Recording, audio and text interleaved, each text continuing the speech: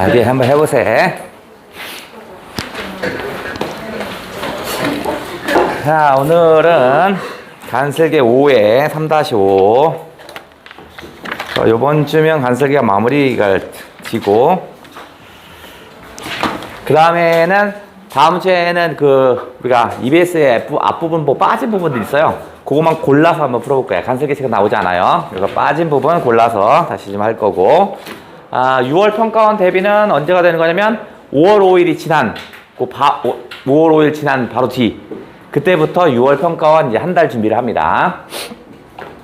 자, 일단 됐고 오늘은 좀 30쪽으로 한번 가볼게요. 30쪽. 오늘은 30쪽입니다. 30쪽을 한번 해볼게요.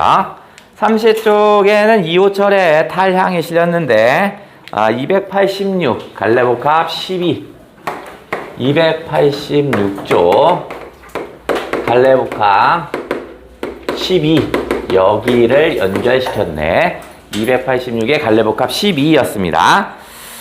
그러면 여기서 EBS에서 초점을 두는 것들을 먼저 배우고, 그러면 왜 얘가 실었는지, 어떻게 구성됐는지를 알 수 있겠죠. 갈래복합이니까 두 개가 실렸다는 얘기겠지? 두 개가 실렸나? 어쨌든. 자, 여기서 초점을 둔 건 뭐냐면, 고향에 대해서 초점을 좀 두고 있습니다. 고향. 우리가 알고 있는 이런 고향이라는 개념을 통해서 이 갈래복합 12를 구성했어요. 고향이라고 한다면, 인간이 살아가는 곳이죠. 그죠? 그러니까 인간의 어떤 실존적인 조건입니다. 여기가 실존적인 조건에 해당되는 곳이 바로 고향이라고 합니다. 살아가는 곳이라고 하니까. 두 번째는 인간은 그 고향에서 자신을 알아갑니다. 그래서 내가 누군지 정체성을 확인하는 공간입니다. 여기는 정체성을 확인하는 그런 공간이라고 합니다. 그 다음에 왠지 다른 곳에 있다가 여기서 오면요, 고향이라는 공간은 왠지 편안함을 넣는데요. 편안한 안식처의 공간을 갖는데, 안식처와 같은 그런 곳이래요. 이런 느낌을 갖는 게 고향이래요. 그러면 바로 고향이라는 건 긍정적인 거네. 초긍정적인 그런 거였습니다. 그런데 여기 갈래복합 12, 286에선 이런 공간을 없어진다면, 이 공간이 없어진다면 실향이라면 어떻게 되겠느냐, 요것을 달았습니다. 그러면 이렇게 초긍정적인 것이 사라져버리는 요 단계를 설명하고 있는 게 요 놈이었습니다. 이런 것이 사라져버리면 얘를 어떻게 써요? 되게 그리워하겠죠? 그리워할 테고요. 그 다음에 어떻게 해서 그리움도 있고요. 또 어떻게 해서 아픔을 느낄 수도 있겠죠? 그래서 요거 그렇게 긍정적이었던 이런 고향을 없어졌을 때 또는 사라졌을 때 느끼는 인간의 감정을 묶어놓은 것이 바로 286 갈래복합 12였습니다. 자, 그러면 여기에 지금 실려있는 게 뭐야 이거? 탈향이 실렸구나. 자, 탈향, 이호철의 탈향이 실렸습니다. 이호철의 탈향이 실렸네. 자, 소설은 전체 글을 다 보시면 소설은 약 한 달 정도의 시간에 걸쳐 쓴 것이 바로 이 소설입니다. 일사후퇴 때 배를 타고 부산으로 와요. 그래서 왔더니 고향 사람 4명이 보여요. 함경도 고향 사람 4명이 보여요. 그래서 걔네끼리 또래끼리 같이 지내다가 한 달 정도, 처음에는 아주 친합니다. 엄청 친해요. 먹을 것도 서로 나눠 먹고요. 왜냐면 우리는 뭐 하는 사람이니까, 우리는 같은 고향 사람이니까 먹을 것도 나눠주고 아주 친했어요. 무척 친하다가 한 명이 어떻게 해서 이제 여기서 정착, 고향에 더 이상 갈 수 없다는 걸 깨달아요. 그래서 여기서 정착해야 했다는 생각에 부산 사람과 막 어울립니다. 근데 나머지 3명은 아니야, 우린 고향에 가야 되는데 여기 잠깐 머문다고 생각해. 한 명은 고향에 갈 수 없다고 생각하고요. 3명은 잠깐 머무는 거니까 굳이 친하고 나의 정을 줄 필요가 없다고 생각해요. 그래서 좀 거리가 한번 틀어지기 시작합니다. 그게 한 달입니다. 한 달. 그리고 와서 한 달이 지난 후 그 4명이 다 뿔뿔이 흩어진다는 얘기가 전체 내용이 이겁니다. 자, 그래서 이놈은 약 한 달 정도를 소설로 나왔습니다. 일단 일사후퇴가 됩니다. 일사후퇴. 6.25 전쟁이 일어나면서 한번 쭉 내려서 낙동강까지 국군이 쭉 밀리죠. 그러다가 어떻게 해서 메가더 들어오고 어쩌고 하면서 쭉 다시 올라가죠. 압록강 근처까지 올라갑니다. 그러다가 어떻게 해요? 중공군이 개입하죠. 그게 일사후퇴입니다. 일사후퇴가 일어나면서 이제 고향을 떠날 수밖에 없었습니다. 그래서 뭐야? 중공군이 개입함으로 인해서 무엇을 당해? 실향을 당합니다. 실향을 당합니다. 내 정든 고향을 떠날 수밖에 없어요. 그래서 배를 타고 어디로 와? 부산으로 오게 됩니다. 부산으로 와요. 그러니까 고향을 떠나서 부산에 오니까 부산이라는 공간은 그렇게 긍정적인 공간은 아니겠지? 어쨌든 간에 얘들은 집이 없으니까 어디서 사냐면 화착간에서 잡니다. 화착간에서 자. 부산에 지금도 부산에 가보시면 기차들이 또는 화물차들이 다 정차해 있어요. 그러다가 아침 새벽이 되면 다 움직이기 시작하거든요. 그러니까 얘들도 낮에는 막 움직이다가 밤에 자러 들어옵니다. 밤에 자러 화착간 문 열고 거기 자다가 아침에 기차가 떠나면 깨워서 서로 바깥으로 나오는 거야. 이런 일을 합니다. 그러니까 어떤 정착된 삶이 아니니까 화착간에서 삶은 행복한 것이 아니네. 정착된 것이 아니니까. 그래서 얘들은 늘 어디를 그리워해? 당연히 고향을 그리워하겠죠. 여기를 어떻게 한다? 그리워합니다.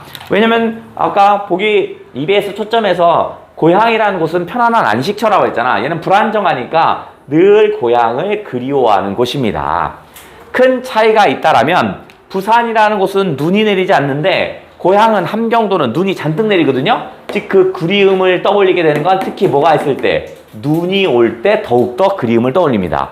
왜냐면 고향에서 흔히 볼 수 있는 게 눈이죠. 그러니까 회상의 매개물은 바로 눈입니다. 눈. 자, 이 화착간에서 이제 네 명이 삽니다. 첫 번째는 광석이라는 애와 두찬이라는 애가 서로 나이가 같아요. 그런데 그 다음에 얘네들 다 한 3, 4살, 4살 정도 어린 나가 있고요. 나보다 1살 어린 하원이가 있습니다. 이렇게 4명은 모두 다 고향 친구들입니다. 물론 나이는 얘네 둘이 같고 고향 사람들이야. 나이 둘이 같고 4살 어린 나보다 1살 어린 하원이 이렇게 모여요. 자, 그런데 아까 얘기했던 광석이는 고향에 돌아갈 수 없다는 걸 빨리 직감합니다. 오자마자 살아가 며칠 있다가 며칠간은 넷이서 친했다고 그랬죠. 먹는 거 다 나눠주고. 이제 직감합니다. 이거 고향에 다시는 못 가는구나. 그러면 여기서 정착해야겠다는 걸 느낀 게 광석이. 하지만 두찬, 하원이는 언젠간 고향에 갈 수 있을 것이고 여기가 잠시 머무는 공간입니다. 그러니까 광석이와는 달리 고향만 늘 떠올리는 사람입니다. 네, 광석이는요, 외향적인 성격이다 보니까 부산 사람들과 부산 사투리를 하면서 지냅니다. 근데 두찬이는 그게 마음에 들지 않아요. 왜냐면 우린 곧 떠날 건데 왜 부산 사람한테 정을 주지? 뭐 이렇게 생각하는 거야. 맨날 술 먹고 들어오는 것도 마음에 들지 않아요. 그래서 얘를 못마땅하게 생각합니다. 왜 쟤는 저럴까? 못마땅해 합니다. 그럼 광석이는 왜 이런 일을 하냐? 광석이는 아까도 말했지만요. 바로 타향에서의 살 길을 모색합니다. 고향에 갈 수 없다는 걸 알아요. 그래서 타향에서의 살 길을 모색하고 있는 겁니다. 스스로 어떻게 살아가는 게 맞을까? 내가 함경도 사람인 걸 흉내내면서 함경도 사람이라는 걸 얘기하면서 사는 것보단 부산 사람인 척하면서 서로 동화되면서 사는 것이 사는 게 더 유리하다고 판단해서 그렇게 살아가요. 근데 두찬이는 그게 마음에 들지 않습니다. 얘는 고향에 돌아갈 거거든요. 즉 고향에 대한 집착을 합니다. 고향에 대한 집착. 고향에 갈 건데 왜 저 사람들한테 마음을 둬? 차라리 나에게 마음을 줘야지. 뭐 이런 겁니다. 우리 같이 행복하게 있어야지. 뭐 이런 거야. 그래서 어느 날 광석이와 두찬이는 싸우고 나서요. 광석이가 술을 먹고 옵니다. 술을 먹고 와서 화착간에서 다 4명이 자다가 기차가 떠납니다. 떠날 때 잽싸게 일어나서 나오는데 두찬이가 광석이를 깨우지 않습니다. 안 깨우니까 어떻게 해서 광석이가 술 기운에 못 일어나요. 그러다가 기차가 빨라지는데 그때 잠깐 깨요. 그래서 바깥으로 허둥지둥 내려오다가 오른팔이 기차에 깔려요. 그래서 어떻게 해서 내가 막 달려가려고 합니다. 그랬더니 두찬이가 잤습니다. 딱 잡아요. 아니야, 서로가 살길 사는 거지. 이렇게 해요. 뭐 하는 거예요? 티격태격 하다가 내가 좀 뒤늦게 갑니다. 그래서 광석이는 시름시름 앓다가 결국 죽어요.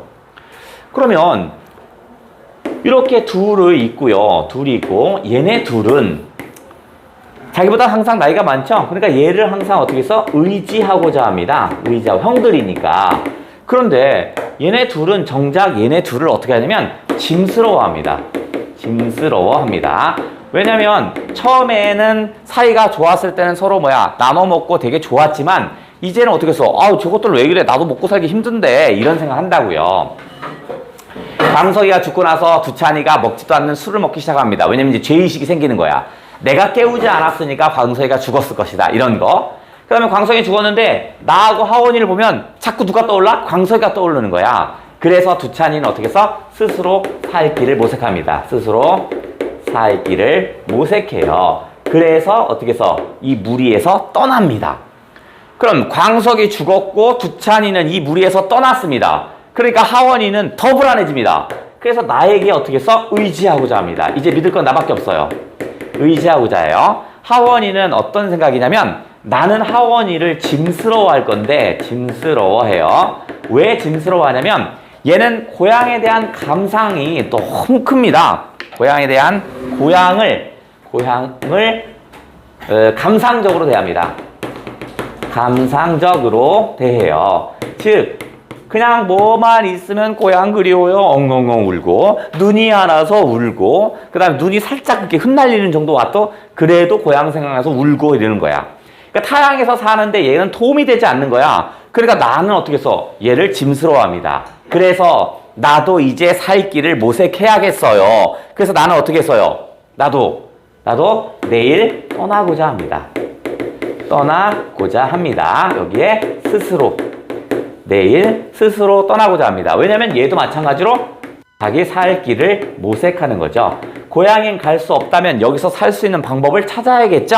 그래서 뿔뿔이 흩어진다라는 그런 얘기를 담은 게 바로 이호철의 탈향이었고요. 어느 지점에 나와도 뭐 충분히 뭐 다 맞힐 수 있을 것 같아요. 그게 어려운 건 아니니까. 다음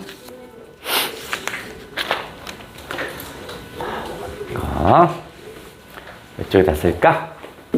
그대로 지우고 어디 쓸까? 감상적 뭐 상관없어. 감성 뭐 상관없어요. 자, 그 다음에 두 번째는 누구 작품이 실렸냐면 거시기가 쓴 거시기 작품이나 실렸는데 한번 얘기를 해볼 테니까 한번 맞춰봐라. 많은 사람이 등장하지는 않아요. 그래서 주축은 나하고 엄마, 아내 이렇게 3명 정도만 등장합니다. 대부분은 뭐 나머지는 보조적인 인물이고요. 나는 어떤 사람이냐면 나의 집은 시골에서 낮은 떵떵거리고 삽니다. 그래서 방이 뭐 6, 7가지 정도는 아주 대저택에서 살아요. 부자였습니다. 근데 형이 이제 노름을 하기 시작합니다. 그래서 집안이 쫄딱 망해요. 완전히 망해버려요. 그래서 어떻게 했어요? 그 대저택이 점점 줄더니 지금은 아예 집이 없습니다. 아예 집이 없어요. 그래서 예전에는 집에 뭐가 있었냐면 그 당시에 옷장 같은 거, 옷괴 같은 게 사람들 없거든요. 그건 부의 상징입니다. 근데 우리 집은 어떻게 해서 옷개가 이렇게 커다란 게 있어요. 근데 그 커다란 게 있는데 집은 없고 이 커다란 옷개가 있으니까 점점 짐이 됩니다. 하지만 엄마는 그걸 계속 간직을 합니다. 엄마에게는 일종의 자존심인 거야. 내가 이렇게 좀 살았다 뭐 이런 얘기겠지? 자, 그러면 나가 있고요. 그 다음에 얘는 자꾸 어머니를 노인이라고 칭할 겁니다. 어머니를 노인이라고 칭할 거고요. 나는 자수성가를 했습니다. 자수성가를 합니다. 어머니의 도움을 받지 않아요. 보통 어머니가 자식을 뒷바라지를 할 거 아니야? 근데 이 집안은 쫄딱 망했어요. 도와줄 게 아무것도 없어요. 그래서 어떻게 하냐면 노인은 아무것도 해주지 못해요. 그래서 눈 오는 날 내가 고등학생 때 서울로 유학을 갑니다. 서울에 아는 사람이 아무도 없어요. 그래서 나는 서울에 가서 신문도 돌리고 뭐도 하며 공부하면서 나름대로 이제 회사에 취직하고 결혼도 했어요. 결혼도 하고 살만하니까 부모한테 어떻게 해서 용돈도 그렇게 보내줘요. 아마 정은 가지고 있지 않아요. 왜 정은 가지고 있지 않냐면 부모가 나한테 해준 게 없거든요. 난 그렇게 생각합니다. 그렇기 때문에 나는 부모에게 빚이 없다고 생각합니다. 빚이 없다라고 합니다. 왜냐면 부모가 나한테 해준 거 아무것도 없는데 나는 그나마 매달 용돈 보내주고 어머니가 이빨 아프다니까 임플란트 치하라고 돈도 보내주고요. 엄마는 또 치질에 걸려요. 그래서 치질 수술하라고 돈도 보내주고 했거든요. 그러니까 나는 할 바 다 했어. 빚이 없어. 내가 오히려 더 해줬으면 더 해줬다 이렇게 생각을 합니다. 근데 노인, 엄마는요 나에게 빚이 있다고 생각합니다. 빚이 있어요. 근데 그 빚은 뭐냐면 자식에 대한 죄책감입니다. 자식을 잘 보필하고 자식을 자식을 어떻게 할까? 성장하도록 도움을 주지 못했던 자식에 대한 죄책감을 가지고 있어요. 죄책감. 그래서 항상 미안해합니다. 자식이 뭐라고 하면 엄마가 아무 말도 못합니다. 그러니까 예를 들어서 뭐냐면 뭐 막걸리를 먹고 이렇게 자 그러면 어떻게 해서 얘야 며느리한테는 얘기합니다. 얘야 피곤하니까 아무 말도 하지 마라. 뭐 아범 자게 내비둬라. 뭐 이런 식으로 얘기합니다. 그건 왜 그러냐면 자식에 대한 한없는 죄책감 때문에 그런 얘기를 합니다. 그런데 나의 아내는 당연히 노인 엄마가 다시 자기의 남편을 사랑하고 있다는 걸 알아요. 근데 얘기를 안 해. 어머니가 자식에 대해서 한없이 사랑한다는 걸 말씀을 해요. 얘기를 안 합니다. 그런 얘기하면 뭐하니? 아범 피곤하다. 나 그냥 잘난다. 뭐 이런 식이야. 그래서 아내가 이거 안 되겠다 해서 묘하게 어머니의 속마음을 이끌어냅니다. 그죠? 그러니까 시어머니겠죠? 어머니의 속마음을 말할 수 있도록 유도합니다. 그러니까 이제 얘기를 하는 거죠. 어머니, 우리 남편 그 서울 가실 때 어떻게 하셨어요? 어머니 서울 가도록 아범을 그냥 혼자 가게 했어요? 왜 아니다. 내가 아침에 일찍 일어났지. 그날은 오히려 눈이 많이 내리더라. 아범의 신발에 눈이 곱게 쌓이는데 아범이 발이 시릴 것 같더라. 그래서 내가 품으로 안았지. 그래서 품으로 안아요. 그러고서 눈들 다 털어냅니다. 그리고 나서 아범이 신기 좋게 신발을 돌려서 딱 놔요. 그러고 나서 밖에서 눈 맞으면서 엄마가 기다립니다. 아범이 일어나야 되는데 아들에 대한 어떤 미안함 때문에 깨우거나 이러지 못하는 거야. 그냥 일어날 때까지 가만히 있습니다. 그러면서 내가 스스로 일어나서 나옵니다. 나왔더니 엄마 눈 맞고 있고요. 밑에 신발이 딱 신기 좋게 돼 있는 거야. 그래서 그걸 신고 갑니다. 근데 버스를 타려면 걸어 나가야 되거든요. 눈이 많이 왔어요. 이제 걸어 나가는데 처벅처벅 걸어갑니다. 내가 뭐 살갑게 부모를 친하게 대하고 애교 있고 이런 게 아니니까 먼저 걸어갑니다. 그러면 엄마는 어떻게 해서 뒤에서 바로 따라옵니다. 그대로 따라와요. 발자국들이 얘기합니다. 그때 어머니 눈이 많이 왔나요? 그렇지. 새벽이라 눈도 많이 오고 새벽이라 발자국이 하나도 없더구나. 우리가 걸어가면 그게 곧 길이 되더라. 막 이렇게 얘기합니다. 그래서 또 걸어갑니다. 걸어가서 한참을 걸어갔더니 저쪽에 버스가 있다는 거야. 그때 아범이 막 뛰어간대요. 막 뛰어가서 탄 거야. 왜냐면 나는 계속 엄마랑 같이 있어봐야 아무 도움이 되지 않으니까 빨리 벗어나고 싶은 거야. 이 가나로부터. 그래서 막 뛰어가서 버스를 탑니다. 버스를 타고 나서 그때 아내가 물어봅니다. 그때 어머니 뭐 하셨어요? 아범 이름이라도 불러보죠. 아니다. 바라만 보고 있었지 합니다. 그런데 그 버스는 왜 이렇게 빨리 가는지 한참을 바라봤다 얘기합니다. 그러고 나서 그러면 어머니가 혼자 집에 가셨겠어요. 너무 외롭겠어요. 외롭기만 하다 외롭지. 외로울 것 같았어. 나도 처음엔 외로울 거라고 생각했다. 근데 외롭지 않다구나 합니다. 그게 무슨 말이에요? 물어봐요. 근데 그걸 나는요 옆에서 자는 척하고 있지만 다 들려요. 다 듣고 있습니다 지금. 내가 돌아섰더니 아들이 걸어온 발자국이 보이더구나. 그래서 내가 아들의 발자국을 하나하나 밟고 갔대. 그 발자국을 밟고 가는 게 아들과 함께 있는 것 같아서 너무 좋았다는 거야. 그래서 갑니다. 그 얘기를 들으면서 나는 어떻게 해서 눈물을 똑똑똑 흘립니다. 근데 일어나진 않아. 왜냐면 내가 지금 일어나면 그렇게 자식을 사랑하는 모습을 보였으니까 내가 돈을 더 줘야 합니까? 이렇게 얘기 들을까봐. 난 빚이 없기 때문에 아무 소리 안 하고 잡니다. 계속 아내가 물으면서 어떻게 했어요? 엄마는 자식을 사랑하고 있다는 것을 깨우치게 됩니다. 그러면 이게 전체 내용인데 여기서 파악해야 할 내용들을 좀 체크를 좀 한번 해볼게요.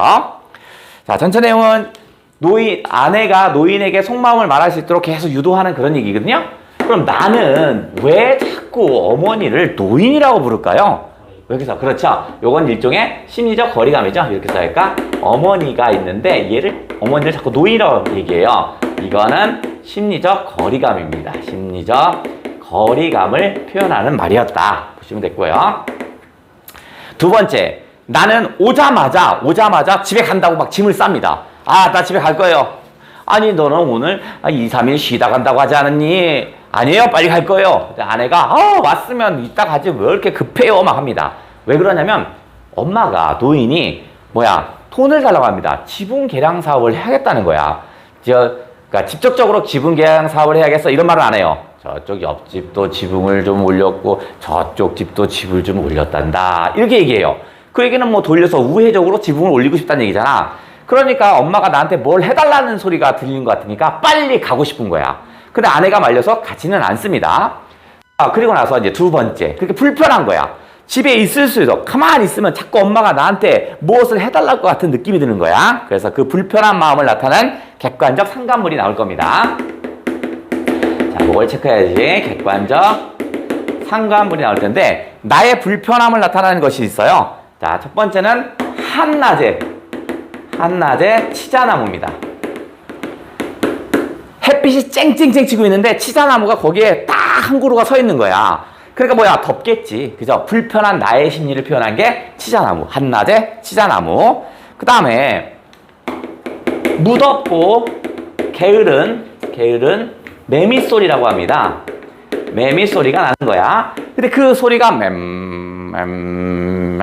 아주 나한테 너무 불편해요. 그러니까 이런 것들이 다 뭐야? 나의 심리를 표현하는 거였습니다. 나의 어떤 불편한 나의 심리를 표현했다. 답답하고 괴로운 심리.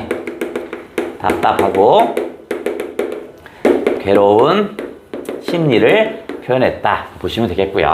다음 세 번째 또 체크해야 할 거.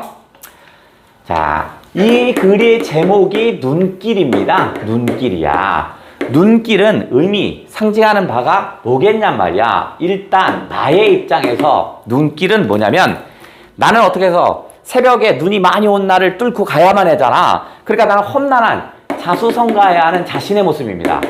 자수성가해야 하는 자신의 모습? 자신의 고난의 길을 하자. 고난의 길 정도 생각됩니다. 그러면 어머니 입장에서 눈길은 뭐냐? 어머니 입장에선 어머니는 어떻게 해서 눈길이 온 아들의 발자국을 밟고 그대로 따라갔다고 그랬죠? 그러니까 자식에 대한 어떤 사랑, 자식에 대한 무한한 사랑 정도, 무한한 사랑을 표현한다고 볼 수 있겠고요. 그 다음에 자식을 보내고 나선 엄마가 혼자 가야 되죠. 그러니까 어머니의 어떤 앞으로의 어머니의 험난한 삶이겠죠. 앞으로의 어머니의 험난한 삶, 험난한 삶을 지칭한다. 이렇게 보셔도 되겠습니다. 자, 마지막 하나 더 체크. 네 번째. 자, 네 번째 체크해야 할 것은 아내가 집요하게 물어봐서 엄마가 다 얘기합니다. 엄마는 지분 개량 사업을 왜 하고 싶어 하냐면 이제 엄마는 곧 돌아가실 때가 거의 가까워졌는데 새로운 집을 개량해서 뭐 하겠냔 말이야. 사실은 이겁니다. 내가 죽고 난 뒤에 아들을 걱정하는 거야. 내가 죽으면 어떻게 됐어요? 이제 부고장을 알려서 사람들한테 어머니 돌아가셨으니까 모이세요 할 거 아니냐. 그죠? 그러면 어떻게 했어? 자신은 너 아들이라는 놈은 서울에 산다며? 집도 있다며? 근데 엄마 집이 요만해? 너 새끼야, 너 어떻게 된 거야? 이렇게 내가 죽어서도 엄마가 자식이 욕먹을 걸 걱정합니다. 그러니까 살았을 때 어떻게 해서 지분 개량을 해서 집을 넓혀 놓으면 내가 죽고 나서 어떻게 했어요? 사람들이 찾아와도 아유 이거 효자구나. 집에서 서울에서 성공했다더니 엄마도 이렇게 큰 집을 져주고 너 정말 효자구나. 아들이 욕먹을 것을 차단하려고 하는 겁니다. 그러면 할머니가 용돈 줬고 이하라고 줬던 돈 치질 고치라는 수술 돈은 다 어딨냐고 아내가 물어봐요. 그랬더니 어차피 이는 늙어서 많이 못 먹는다. 어차피 못 먹을 거 이빨 고쳐서 뭐하냐. 그래서 내가 돈은 가지고 있대요. 그러면 치질 걸려서 당장 앉아있기도 아플 텐데 그 돈 수술하라는 돈은 어떻게 써요? 물어봤더니 나도 여자란다. 나이가 늙었지만 여자란다. 그렇다고 해서 내가 여잔데 이런 엉덩이를 아무 남자한테 보여줄 수 있겠느냐 하면서 안 간다는 거야. 그래서 그 돈은 지분 개량 사업할 때 보태고자 합니다. 이 모든 것이 다 뭐야? 자식을 위한 사랑 때문이야. 그 얘기를 듣고 있더니 자고 있던 내가 이제는 막 북받치는 거야. 그래서 껄껄 울고 싶은데 그렇게 못하겠고 눈물이 저르륵 흐릅니다. 그러면서 뭐라고 얘기하냐면 마치 시처럼 달콤한 슬픔, 달콤한 피곤기 이렇게 얘기합니다. 시라면 역설법이라고 하겠지. 달콤한 슬픔, 달콤한 피곤기가 몰려왔다 이렇게 얘기하니까 그러면 왜 달콤하냔 말이야. 그전까지는 나는 어머니가 나한테 해준 것이 없다고 생각했는데 어머니는 내가 전부였던 거야. 그러니까 어머니의 사랑을 확인했어요. 사랑을 드디어 확인합니다. 엄마는 나를 사랑하고 있었구나. 그러니까 그 달콤함을 느낀 거고요. 그 그 다음에 슬픔을 느꼈답니다. 결국 나는 죄래네. 빛이 없다고 생각하면서 더 이상 해줄 게 없다고 맨날 이렇게 떵떵거리고 살았잖아. 나의 죄책감이겠죠. 나의 죄책감으로 슬픔을 느꼈다. 이런 얘기였고요. 이 글의 제목은 눈길이었고요. 누구 거였죠? 요거 이청준 작품이었습니다. 이청준의 눈길이었고요. 요게 탈향과 같이 담겨 있는 거야. 고향이라 하면 어머니가 있는 곳이고요. 나의 정체성이 간직된 곳이야. 그래서 고향에 가서 나의 본 모습 또는 이것을 되찾았다. 뭐 이런 얘기를 담은 게 요 소설이었습니다. 이게 이청준의 눈길이었고요. 자, 그 다음에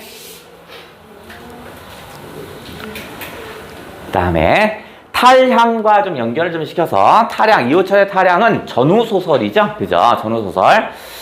우리 거에도 전후소설은 좀 많이 나왔어요. 다음 시간에 좀 연결을 하겠지만 탈향과 연결시킬 수 있는 거 뭐냐면 거시기가 쓴 거시기인데 그 다음에 탈향의 전후소설이고 나 작품의 눈길은 엄마의 사랑이 담긴 거잖아. 그 두 개가 같이 담겨있는 그런 소설을 찾아볼게요. 전후소설이면서 엄마의 사랑이 간직된 그 소설을 찾아볼게요.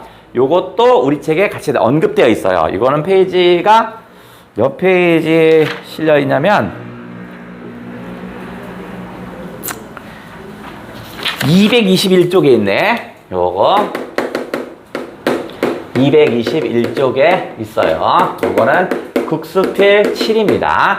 어떤 면에서 연결을 시킬 거냐면 전후소설이고 연결된 거 1번 그리고 전후소설 탈향도 전후소설이죠. 그거 그 다음에 이청준의 눈길은 어머니의 사랑이 있죠. 그죠? 그러니까 어머니의 사랑 이 두 개가 같이 플러스 되어 있는 작품 요걸 해볼게요.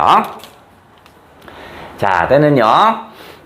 자, 처음에 빨치산, 즉 인민군이죠. 인민군인 삼촌이 인민군입니다. 나의 삼촌은 인민군입니다. 빨치산. 한국전쟁 당시에 전후소설이니까. 그 다음에 국군. 자, 국군이니까 이거는 나의 외삼촌입니다. 외삼촌은 국군입니다. 그래서 인민군과 국군의 교전이 계속 벌어집니다. 그러면서 한바탕 크게 전쟁이 일어납니다. 그러면서 이 국군이 거의 몰살당하듯이 전쟁에서 크게 패합니다. 그러면서 외삼촌도 사망하게 됩니다. 사망해요. 그때 외할머니가 비 오는 날 하늘에다 보고 막 한풀이를 합니다. 내 아들이 죽었구나. 내 아들이 죽었구나. 막 이렇게 얘기하다가 하늘에 대고 이런 빨갱이 새끼들 다 죽어버려라. 막 이렇게 한탄을 합니다. 그 얘기는 뭐야? 그거를 누가 들었냐면 할머니가, 친할머니가 가면서 그 얘기를 들읍니다. 근데 외할머니는 그렇게 얘기한 건 아니죠. 빨치산인 이 삼촌이 죽어라 이런 얘기는 아니잖아. 자기 아들이 죽다 보니까 그 슬픔을 그렇게 표현했는데 그 얘기를 외할머니의 그 얘기를 할머니는 내 아들 죽으라는 얘기로 들립니다. 그래서 둘이 갈등을 합니다. 그래서 할머니와 친할머니와 외할머니가 서로 티격티격 갈등을 해야겠구나. 어디 하겠지? 그죠? 자, 이건 너무 밑에다 썼는데. 그래서 두 할머니의 갈등이 벌어집니다. 근데 차이점이 있습니다. 이쪽에도 갈등, 여기도 갈등인데 여기는 서로 이념, 가치관의 차이에서 갈등한다고 볼 수 있겠습니다. 사회주의와 자본주의 사이의 갈등이죠. 하지만 두 할머니의 갈등은요, 이념의 갈등이 아닙니다. 이 갈등은 이념의 갈등과 관계가 없습니다.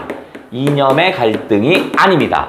할머니는 사회주의가 뭐고 자본주의가 뭔지 몰라요. 그럼 뭐야? 내 아들이니까 내가 두둔을 하는 겁니다. 즉 얘는 자식에 대한 사랑입니다. 오직 자식에 대한 사랑만 있는 거지 누구를 두둔하거나 누구를 두둔하는 거지 사회주의를 좋아하고 자본주의를 좋아하는 그런 건 아닙니다. 근데 왜 외부에서 얘기 들리기로는 또 국군과 인민군이 또 한 차례 전쟁을 합니다. 그러면서 이번에는 인민군이 크게 대패했다는 소식을 들려요. 그래서 마을 사람들이 뭐라고 하냐면 그게 엄청나게 적기 때문에 삼촌도 그때 사망했을 거라는 소문이 다다합니다. 그랬더니 할머니는 무슨 소리야? 내 아들은 죽지 않았어. 안 죽었어. 하면서 점쟁이를 찾아갑니다.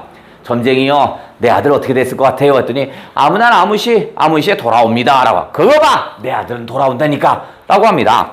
그러면서 아들이 돌아오기를 기다립니다. 자, 해볼게요. 자, 그러면서 이제 친할머니는 뭐 하냐면, 야, 내 아들이 온다니까 빨리 장명등을 밝혀라. 장명등을 밝힙니다. 장명등이라는 건 지금이야 뭐 가로등 같은 게 있으니까 밝은데 옛날에 밖에 딱 등을 밝혀놔야 사람 사는 곳인지 알죠? 장명등을 밝힌다는 건 뭐야? 아들을 기다리는 거죠. 아들을 기다립니다.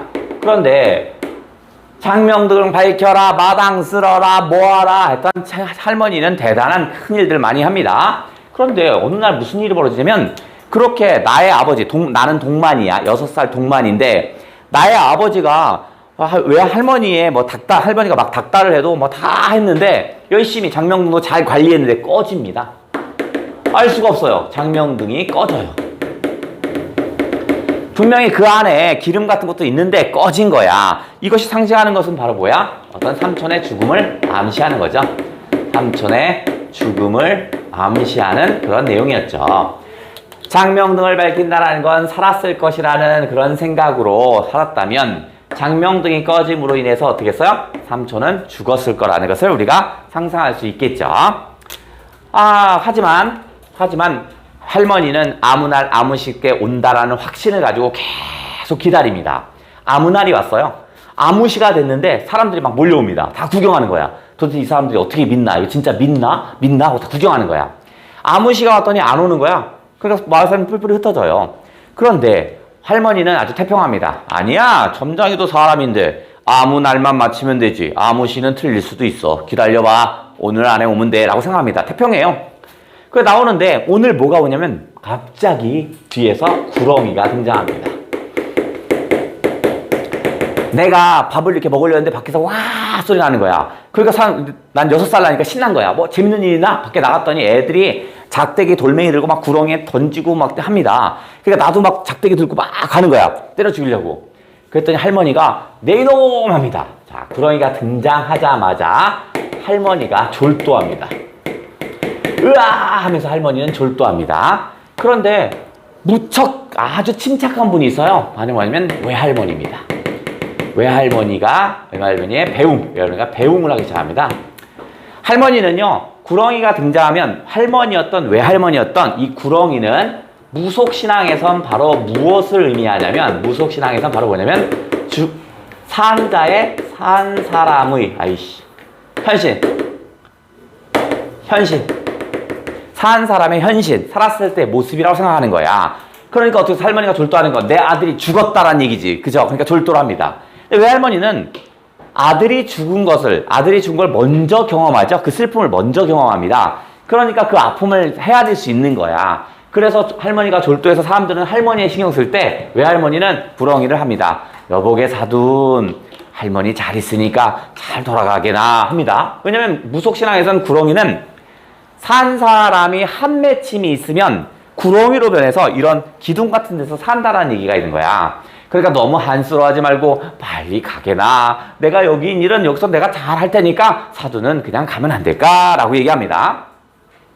그랬더니 자, 외할머니가 배웅할 때 처음에는 얘가 뭐냐면 구렁이가 자꾸 어떻게 하냐면 나무 같은 데 올라가서 막 혓바닥을 내르르 합니다. 위협을 줍니다. 그것은 의미하는 건 뭐냐면 한을 표출하는 겁니다. 위협을 줘요.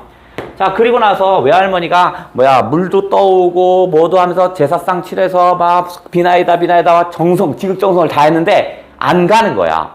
마을 사람이 얘기합니다. 그거 어머니의 머리카락을 태우면 될 거야 라고 합니다. 그때 할머니가 나한테 눈치를 줍니다. 빨리 할머니 머리카락 가져오라고. 그래서 내가 들어가서 나의 동만이 엄마는 그 할머니 입을 추스리고 있었던 거야. 들어가서 얘기하면서 설명합니다. 여차여차해서 누가 머리카락 가져오라서 외할머니가 가라고 해서 왔다는 걸 한참 설명한 뒤에 이제 머리카락을 가져와서 외할머니를 줍니다. 그때 외할머니는 이미 제사상 같은 걸 다 차려놓습니다. 자, 그리고 나서 이제 뭐 하냐면 머리카락을 태웁니다. 그죠? 이거는 일종의 한을 위로하는 거죠. 한을 위로합니다. 그랬더니 어떻게 그 구렁이가 갑자기 지가 스스로 내려오더니 쑥 하더라고요. 그랬더니 외할머니가 계속 따라가면서 그래 잘 생각했네 부디 편하기가 소 하고 끝까지 배웅을 합니다. 그러니까 결국에 얘는 뭐야? 한해 해소가 되는 거겠지. 한해 해소. 그리고 나서 이제 한참 뒤에 할머니가 깹니다. 할머니의 첫 대사는 뭐냐면 갔냐? 라고 물어봐요. 그때 나의 엄마, 동만이 엄마가 얘기해줍니다. 여차여차해서 뭐 했어요, 머리카락 태웠어요, 저 다 얘기해줘요. 그랬더니 할머니가 그러면 사돈댁 들어오시라고 해라. 처음으로 들어옵니다. 그래서 두 할머니가 화해를 합니다. 두 할머니의 화해를 합니다. 화해를 해요. 그러면 두 할머니가 화해를 하는 건 뭐야? 뭐 때문에? 남과 북에 공통점이 있었어요. 남과 북. 무속신앙이죠. 그죠? 결국 남과 북이 화해를 하는 길은 뭐냐면 남과 북의 공통점을 찾는 게 화해의 길이라는 거야. 그렇다고 해서 무속신앙을 믿자 이런 것이 아니라 이런 것처럼 남과 북의 공통점이 있으면 서로 아파할 수 있고 서로 공감할 수 있죠. 그러니까 어떻게 서로 무속신앙에 대해서 알고 있으니까 졸도하고 배웅할 수 있는 거잖아. 그러니까 남과 북의 공통점을 찾는 게 해결할 수 있는 일이에요 라는 것을 알려준 게 이거였고요. 전체 이 이야기들은 여기서부터 여기까지는 다 뭐냐면 어린 동만의 시선을 봅니다. 어린 동만의 시선으로 보는 것과 플러스 어른 동만의 시선으로 보는 경우가 있습니다. 두 개가 겹쳐요. 어린 6살짜리의 시선으로 보는 경우가 있고요. 그러니까 예를 들어서 뭐냐면 구렁이가 나타난 걸 무슨 재밌는 놀이라고 생각을 합니다. 사람들이 막 모여오니까. 사람들이 막 우리 집에 막 몰려있으니까 뭐 재밌는 잔치가 벌어졌나 뭐 이딴 얘기 합니다. 어쨌든 간에 이 어린 동만의 시선으로 왜 이걸 등장시켰냐? 사건을 객관적으로 묘사할 수 있겠죠? 객관적으로 묘사할 수 있겠죠. 만약에 내가 남쪽을 두둔하는 사람이면 저 빨치산 인민군을 무조건 나쁘다고 생각하겠지. 그죠? 반대는 마찬가지고. 하지만 어린 동만이니까 사상, 이념 이런 걸 모르니까 비교적 객관적으로 설명할 수밖에 없었겠죠. 그럼 어른인 동만의 시선은 어린이의 시선으로 보면 어떻게 써요? 부족한 부분이 너무 많이 발생하겠죠? 그죠? 그러니까 어린 동만의 시선에 어떤 보완을 하는 거겠죠? 일종의 보완을 하는 그런 놈이었다라고 보시면 되겠네. 요거가 제목이 뭐예요? 장마였죠? 장마. 누구 거냐면 윤훈길입니다. 윤훈길의 장마고 극수필에 실렸는데 이 장마가 극으로 실렸습니다. 자, 극으로 실렸던 거였습니다. 자, 그러면 우리가 주어진 게 뭐가 지금 프린트물 한 묶음이 갔죠? 그럼 여기서 뭐가 있냐면 눈길, 장마, 탄량 이렇게 지금 들어갔어요. 지금 한 6분 정도 남았으니까 그 세 개를 지금 훌떡 끝내버려.